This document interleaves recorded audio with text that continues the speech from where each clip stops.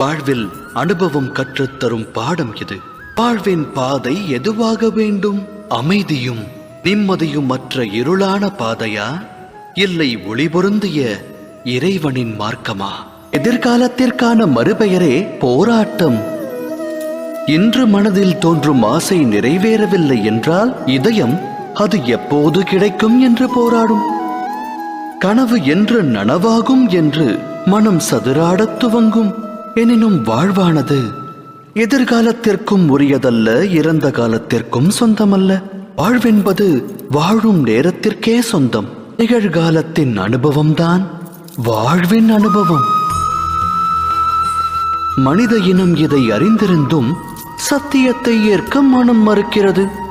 ஒன்று முடிந்தவை பற்றி எண்ணி மனிதன் மனம் நோகிறான், இல்லை இனி நடக்கவிருக்கும் எதிர்காலம் குறித்தெண்ணி மனம் வேகிறான்.